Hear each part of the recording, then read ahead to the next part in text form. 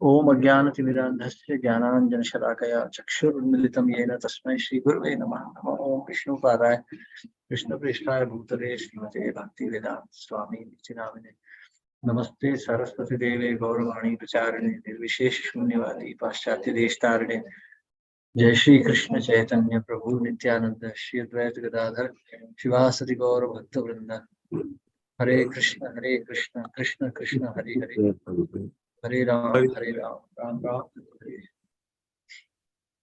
So text 2021. Om Namo Bhagavate Vasudevaya. Om Namo Bhagavate Vasudevaya. Om Namo Bhagavate Vasudevaya.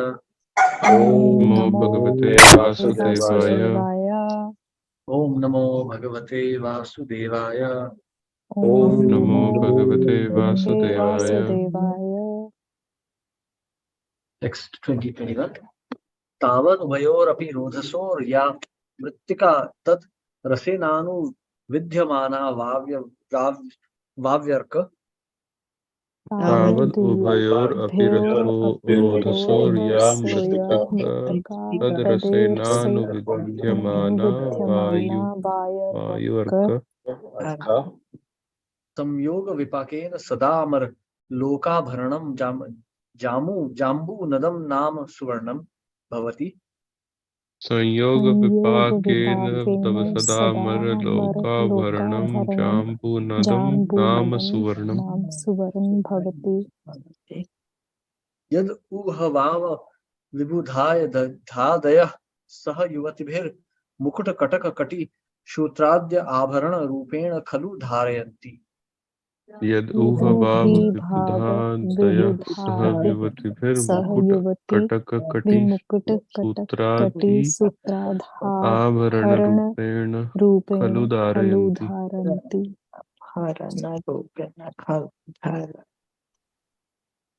Yes, someone like to read? I can read. Go ahead, Prabhu. Sure, Mataji, thank you. Translation: the mud on both banks of the river Jambu Nadi is being moistened by the flowing juice and then dried by the air and the sunshine, produces huge quantities of gold called Jambu Nada. The denizens of heaven use this gold for various kinds of ornaments. Therefore, all the inhabitants of the heavenly planets and their youthful wives are fully decorated with golden helmets, bangles, and belts, and thus they enjoy life. Purport: by the arrangement of the Supreme Personality of Godhead, the rivers on some planets produce gold on their banks. The poor inhabitants of this earth, because of their incomplete knowledge, are captivated by a so-called Bhagavan who can produce a small quantity of gold. However, it is understood that in a higher planetary system in this material world, the mud on the banks of the Jambu Nadi mixes with Jambu juice, reacts with the sunshine in the air, and automatically produces huge quantities of gold. Thus, the men and women are decorated there by various golden ornaments, and they look very nice. Unfortunately, on Earth, there is such a scarcity of gold that the governments of the world try to keep it in reserve and issue paper currency. Because that currency is not backed up by gold, the paper they distribute as money is worthless. But nevertheless, the people on Earth are very proud of material advancement. In modern times, girls and ladies have ornaments made of plastic instead of gold, and plastic utensils are used instead of golden ones. Yet people are very proud of their material wealth. Therefore, the people of this age are described as Manda Sumanda Matayo Manda Bhagya Hi Upadrata. Bhagavatam 1.1.10. In other words, they are extremely bad and slow to understand the opulence of the Supreme Personality of Godhead. They have been described as Sumandamataya because their conceptions are so crippled that they accept a bluffer who produces little gold to be God. Because they have no gold in their possession, they are actually poverty stricken and therefore they are considered unfortunate. Sometimes these unfortunate people want to be promoted to the heavenly planets to achieve fortunate positions as described in this verse. But pure devotees of the Lord are not at all interested in such opulence. Indeed, devotees sometimes compare the color of gold to that of bright golden stool. Sri Chaitanya Mahaprabhu has instructed devotees not to be allured by golden ornaments and beautifully decorated women. Na dhanam, na janam, na sundarim. A devotee should not be allured by gold, beautiful women, or the prestige of having many followers. Sri Chaitanya Mahaprabhu therefore confidentially prayed, Mama Janmani Janmanishware Bhavatad Bhaktir Ahai Tukhi Tvai. My Lord, please bless me with your devotional service. I do not want anything else. A devotee may pray to be delivered from this material world. That is his only aspiration. Ai Nanda Tanuja Kinkaram Patitam Mam Vishame Bhavam Budhav. Kripaya Tava Pada Pankaja Sthita Dhuli Sadrisham Vichintaya. The humble devotee simply prays to the Lord, kindly pick me up from the material world, which is full of varieties of material opulence, and keep me under the shelter of your lotus feet. Sri Narottam Das Thakur prays, Ha ha Prabhu Nanda Suta Vrishabhanu Sutayata Yuta Karuna Karaha Ei Vara Narottama Dasakaya Na Theli Ranga Paya Toma Vine Ke Ache Amar. O my lord, O son of Nanda Maharaj, now you are standing before me with your consort, the daughter of Vrishabhanu, Srimati Radharani. Kindly accept me as the dust of your lotus feet. Please do not kick me away, for I have no other shelter. Similarly, Prabodhanand Saraswati indicates that the position of the demigods who are decorated with golden helmets and other ornaments is no better than a phantasmagoria. Tridashapura Akasha Pushpayate. A devotee is never allured by such opulences. He simply aspires to become the dust of the lotus feet of the Lord. Hare Krishna, Prabhuji. Thank you Hare very much. Krishna. Thank you very much, Prabhu. So beautiful verse this one is. So yesterday you must have studied in the verse 19th about this jambu tree. You know, I mean, this is actually quite interesting. This particular point, how gold is created. Many places, like in Srimad Bhagavatam, it is also mentioned that when Lord Shiva and Parvati indulge in sex life, at that time also gold is created. Another time when Lord Shiva discharged semen, that time gold was also created. And now here we see then with that when the juice of jambu falls down and interacts with the soil, then gold is created. So from all these descriptions, actually, these are very interesting descriptions. Like we are seeing about the position of Lord Shiva and how the various yakshanis act as servants to as maid servants to Bhavani, and then we see how this Jambu Nadi creates gold. So this is all description of higher planetary systems. So Srila Prabhupada here is explaining how poverty-stricken actually our Earth is. Gold is such a rare commodity that actually governments are practically going crazy over it. When the United States invaded Iraq, they took away a few tons of gold. They just stole it like, demonic dacoits. They just stole all the gold. They even posted photographs and all. And all the gold of this world is just hiding away in vaults. Gold is actually quite a useful material. It's quite a useful metal. For example, in Ayurveda, gold has a very special significance. If someone is suffering from cold afflictions, especially like someone is suffering from respiratory diseases or diseases induced by cold like kidney failure, then gold really helps. So for example, if someone is suffering from chronic bronchitis or chronic sinusitis, then astrologers may recommend wearing a gold chain. This increases the heat in the body because gold channelizes the energy of the sun. So we can see that these precious metals are precious for a reason. Like in the months of summer, one should eat in vessels made of silver. In the winter months, it should be gold or copper. So these are important metals. But now the situation has deteriorated so much that we just use some plastic, glass, and some base metals like iron and aluminium. So that's a very degraded situation, that we are using base metals as our primary wealth. Actually, even the money is made of nickel and steel and other some low class materials. So this is the misfortune of living in the age of Kali, that even material facilities are so poorly available. Actually, material life itself is just a, it's just a dream, it's just an imagination. But even then, for the people in the age of Kali, this dream is also such a bad one, that we don't even have good material facilities in this age because of the sinful environment. So, but actually, like, we can see that this is in heavenly planets. So sometimes people acquire Vedic knowledge to go to these places. Like we see sometimes this Arya Samaj people or this what we call Yajnavalka Brahmanas, they perform these rituals to go to heavenly planets. And so that they can enjoy, drinking of somanas, enjoy pastimes with heavenly damsels in beautiful gardens of heavenly planets. But pure devotees have no interest in such things. Na dhanam na janam na sundarim kavitam va jagadisha kamaye. So not even followers, a saintly soul actually doesn't even care for followers. As a matter of fact, saintly people usually avoid association of people because adoration, fame, these things have no value unless one has attained Krishna. And after one has attained Krishna, then these things have no value either. So in any case, for a saintly soul, fame, adoration, all these things are just a waste of time. He just wants to be with Krishna.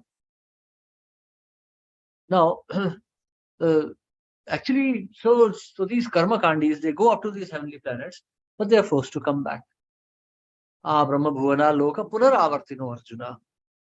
So what is the solution then? If one has to come back, then why should one waste human life in just trying to achieve something which is so temporary? And there is always a danger that when one is within the material world, any time one may commit an offense and one may go to hell. So why wait? Why create such opportunities which can only be disastrous for us in the long run? So a devotee of the Lord does not care for such things. Therefore, Krishna is advising, Mama eva prapadyante punarjanmana vidyate. So one who surrenders to me, he does not take birth. Punarjanmana vidyate. Then there is no more rebirth for him. So therefore, one should just take shelter of the Supreme Lord and leave this world. I Nandatanuja Kinkaram, I am just your servant, I Nandatanuja Kinkaram, Patitam Mam Vishame Bhavam Badhav. I have fallen, somehow or the other, I have fallen into this great ocean of material miseries. Kripaya Tava Pada Pankaja Dhuli. Sthita Dhuli Sadrisham Vichintaya. Kripaya Tava Pada Pankaj. Please establish me in your lotus feet. Sthita Dhuli Sadrisham Vichintaya. Establish me as a speck of dust on your lotus feet. So one should always aspire to get out of this world. We have seen dharmasya apavargasya na artho arthaya kalpate. What we are doing as our dharma, as our duty is never to achieve any material prosperity. Dharmasya apavargasya na artho arthaya kalpate, na arthasya dharma ekantasya kamo labhaya hi smrita. So whatever wealth one has, one should never use it for sense gratification, but rather in achieving the supreme good of life, which is the lotus feet of Krishna, or pure devotion to the Lord. So the process is difficult, but one should continuously pray. One should understand that one's position is so dangerous within this material world. Srila Rupa Goswami says that the very first step of liberation is when a person feels when a person experiences misery simply because he is in the material world. When one experiences misery that he can only aspire to be, that he can only aspire to be a renunciate, but he is not. That is the first stage of liberation. Because at that stage, that's his feeling. He understands that his misery is actually caused by the material existence and nothing else. Nothing within the material existence is the cause of our misery. Material existence itself is misery. So when one prays like this, then one can attain liberation from this material nature. So the so-called the happiness, heavenly opulence, even up to Brahmalok, is merely an illusion. It will last for some time, and then as soon as one's pious deeds are finished, one will have to fall back. So therefore, an intelligent man should not aspire to go to heaven. Kshine punya martya lokam vishanti.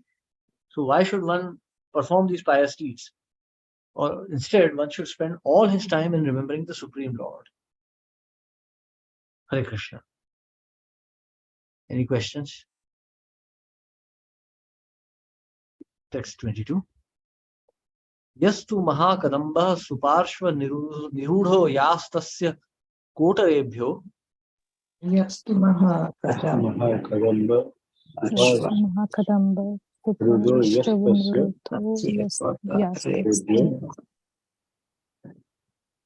Vinihritrah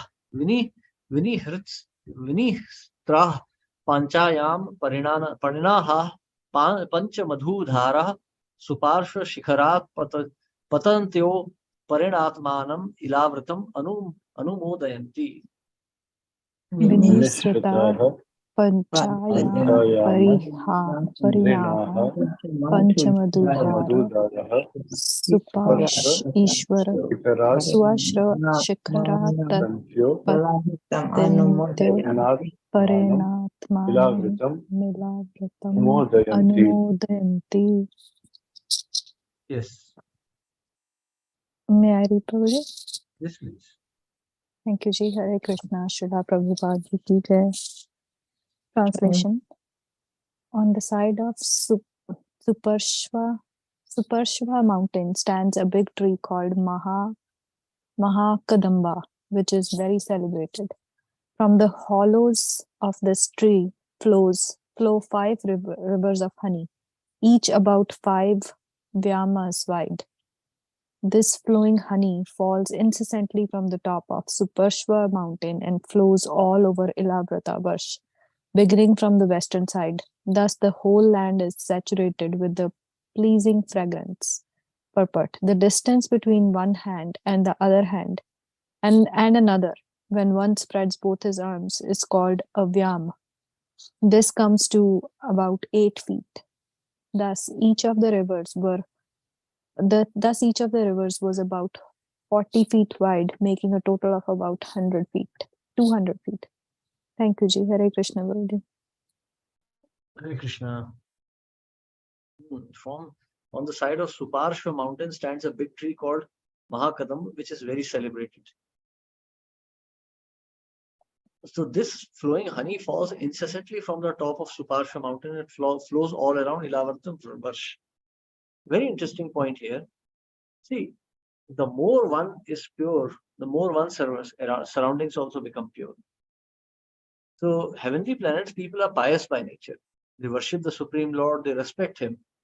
Their life's objective is Krishna. So therefore we can see that such beauty of nature is visible there. Now if we compare this with Earth, like especially India, if you see the city of Mumbai, we just have that hideous Mithi river. So we can imagine what is the consciousness of people that such a monstrosity has actually manifested. So if the environment keeps on getting so nature provides her bounties when the people are pious. Now one may say, hey, what is the pious activity of the Western countries that they are so beautiful? So it's not. Western countries may look very beautiful, but when you start living, then you understand how the nature has actually withdrawn her facilities. It is mentioned in Mahabharata, also in Srimad Bhagavatam first canto, that when the Pandavas were ruling, at that time, the sea threw up pearls and other precious stones. The mountains exuded valuable minerals. The trees were all fruit-bearing trees, and the grass was grain-bearing grass. Today we see useless trees. Especially like here in Europe, we see half the trees have no value. They are just like useless growing trees. Just some green leaves and some brown wood and nothing else. Or even the water, like the sea now doesn't throw up anything except for pollution. Previous ages, the sea would throw up jewels. There is this bunga, moti, these kind of jewels, pearls and other valuable stones it would throw up. Without asking, people didn't have to fight with each other or spend millions of euros importing stuff. Everything was available from nature itself. In Satyug, it is mentioned that all the grass was grain-bearing grass. You didn't need to actually have specific farms to cultivate rice and wheat. Grains just grew naturally because people were entirely dependent on the Supreme Lord. Krishna is mentioning, Yoga Kshemam Mahamyaham. I carry what he lacks. So when the living entity is focused only on serving Krishna, Krishna provides. We see the example of Srila Prabhupada. Srila Prabhupada left his family, his business, everything to serve Krishna. And then Krishna reciprocated magnificently. Krishna gave him the whole world of ISKCON, the whole world of Bhaktivedanta Book Trust. His name is now immortal. That is how Krishna is. To the degree you surrender, Krishna reciprocates. Ye yathamam prapadyante tam tathaiva bhajamyaham. So if your consciousness is pure, Krishna will also reciprocate purely. If the consciousness is wicked, then Krishna is Yogeshwar, he's Mahakapti, and he will cheat you. So we have to be very careful. That's why we must observe our consciousness at every moment. Every thought that passes our mind, every action that we do, we should think, what is our motivation? Why are we doing this? Well, what am I doing and why am I doing it? What is my real purpose? When we think like this, then we can actually start our devotional service. Hare Krishna. So text 23. Yahya upayunjanam mukha nirvasito vayu samantat chat yojanam anuvasayati. Punjananam mukhani varsito vayu samanta yojanam anuvasyati. The air carrying the scent from mouths of those who drink that honey perfumes the land for 100 yojanas around. So you see, they don't need Colgate Plus. They don't need any xylitol-based toothpaste or anything. Here on earth, if we eat or drink something, then you know what happens. In previous, actually, we are going to see in 8th canto also the Gajendra Moksha pastime, that when the heavenly damsels take bath in the lake in Ritumat garden, then the water, their body makes the water fragrant. But if an earthly on earth, if a lady takes bath in a water, that water has to be thrown away. That is called sewage. But there is no sewage in heavenly planets. That is due to the pious nature of those living entities. So we can imagine that these kind of horrendous substances like stool and urine are not available out there. They are not present in these heavenly planets. So you can see, the more one is pious, the more one is in the mode of goodness, the more mode of goodness is manifest. When passion increases, then we can see that actually the environment becomes more and more disgusting. It's very interesting, in Ayurveda also, there's a very interesting concept. So even though Ayurvedic professors don't really understand devotion, still they are able to propound these philosophies. The mode of passion is actually connected to Pitta Dosh. Pitta Dosh means that the body is very hot. So one of the characteristics of Pitta Dosh is that the body smells. Sweat will smell, one's breath will smell. All this is due to the aggravation of Pitta Dosh. So Pitta Dosh essentially means aggravation of passion. That's why you see men go bald and, one starts sweating too much. Pitta Dosh increases when passion rises. So, and then also bad smell is associated with that. So we can understand that, in this way, this is not just a theoretical philosophy, it is practically manifest. Text 24. Evam kumad nirudho yah shatavalsho nama vatash tasya skandhebhyo. Evam kumad nirudho yah shatavalsho nam vatas tasya skandhebhyo. Nichina payo dadhi madhu ghrit gudan nadya ambar shayasanab bharanadaya. Skandhebhyo nichina payodati dhrit gudan ambar shayasanabharanadaya. Sarva eva kama dugha nadah kumudagrat patantas tam uttarena lavratam upayojayanti. Sarva eva kamudukha nada kumudagrat kumudagrat pantasma Vastarena Read, Prabhu. Lavratam This- Upyajanti. Hare Krishna. Translation and purport by Divine Grace from Prabhupada. Translation. Similarly, on Kumudha mountain, there is a great banyan tree, which is called Satvalsa, because it has 100 main branches.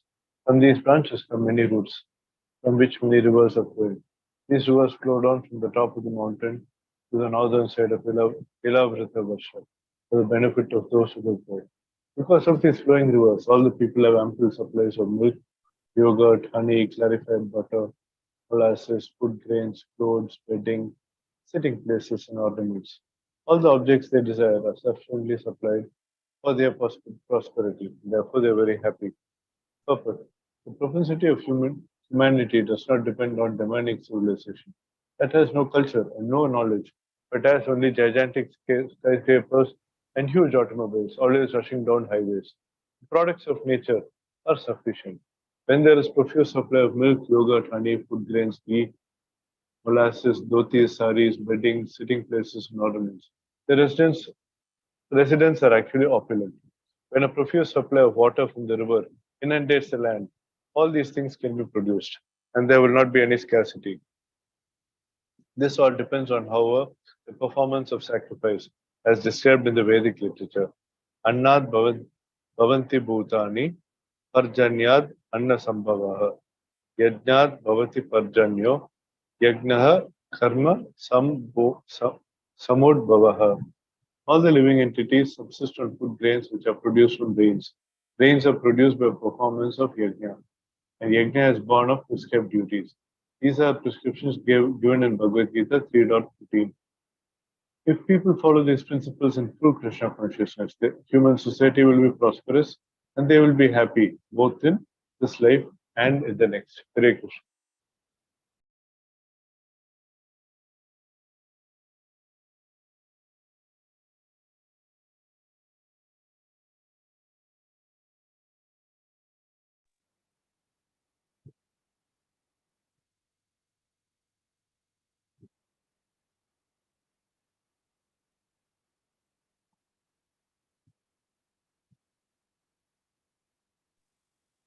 Hare Krishna, no audio.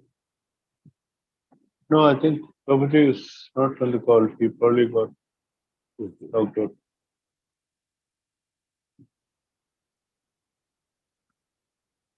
Just wait for a minute.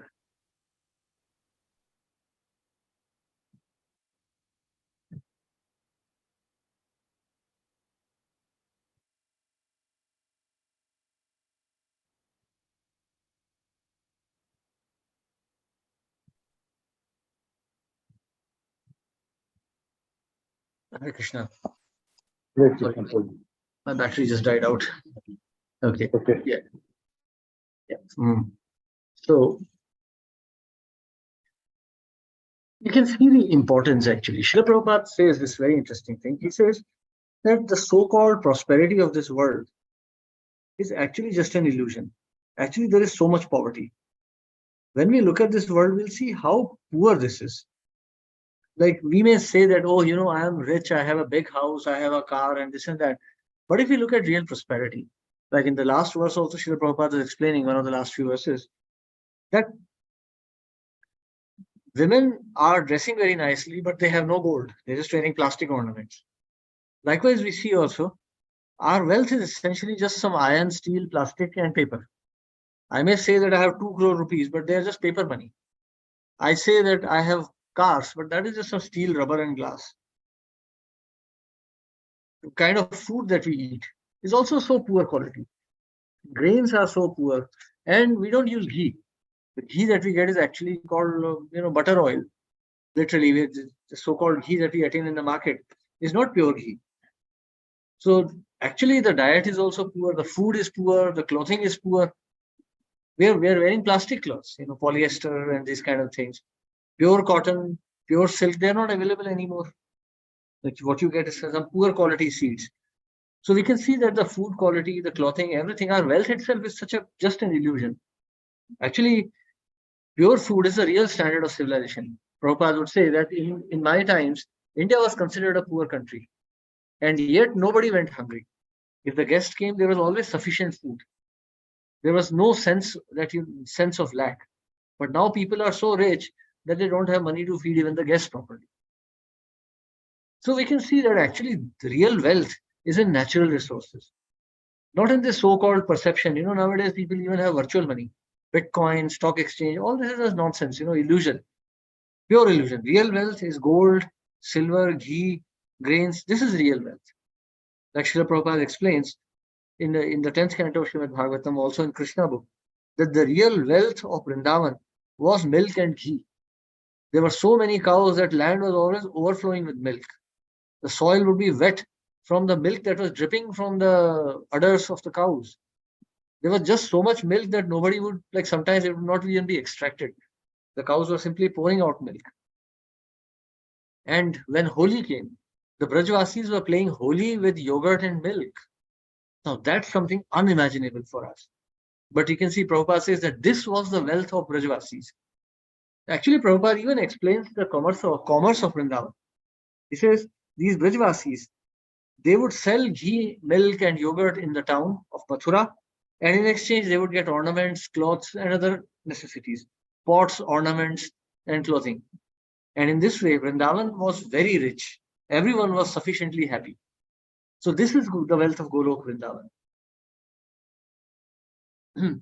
Now, actually, even by material standards, I mean, this is not just that we trust Acharya saying that, even in material standards, Charvak, even he says, Rinam yavat jivet sukham jivet, rinam kratva ghatam pivet. Even if you have to take debt, just drink ghee. Yavat jivet sukham jivet. If you have to live, you better live a good life. And good life for him means drinking ghee. Even an atheist like Charvak is not saying that you should drink alcohol or you should take cigarettes or drink coffee. No, he's saying yavat jivet sukham jivet rinam kritva ghritam pibvet. So drinking ghee is actually a standard of good life.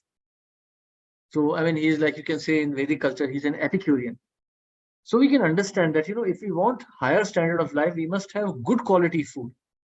When there is a profuse supply of milk, yogurt, honey, food grains, ghee, molasses, dhoti, saris, bedding, sitting places and ornaments, the residents are actually opulent. Actually, we don't really need cars and aircrafts and such things. According to Chanakya Pandit, happy is the man who has a workplace near his house. But today we see that actual standard of happiness means driving long distances. In the United States, people drive at least 100 miles per day to go to their work.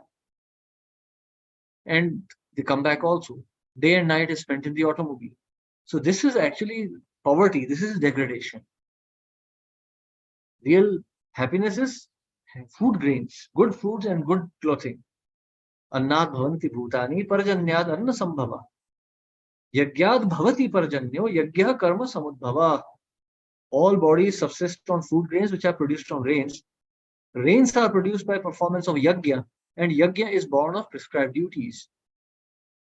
So you see, in the age of Kali,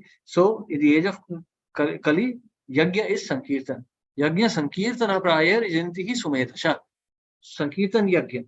Devotees must get together, they should recite, they should glorify the names of the Lord, they should chant the holy names, and they should read the scriptures, they should discuss the pastimes of Krishna, not sit together and gossip.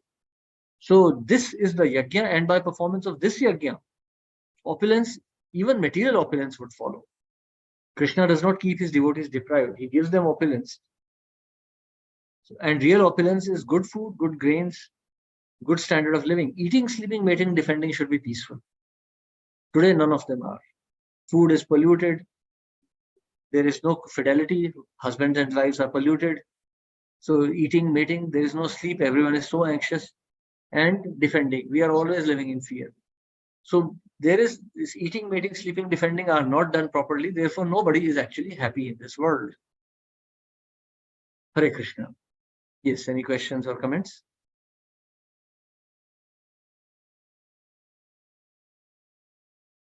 Okay, then we stop here today. Thank you very much. Hare Krishna. Srila Prabhupada ki jai. Yeah. Thank you, Prabhuji. Good night. Thank you, Thank you, Prabhu. Prabhuji. Hare Krishna, Prabhuji. Dhanavad pranam. Thank you, Prabhuji. Hare Krishna. Dhanavad pranam. Hare Krishna. Thank you, Prabhuji. Hare Krishna. Dhanavad pranam ji. Dandavat pranam. Hare Krishna. Thank you all the devotees.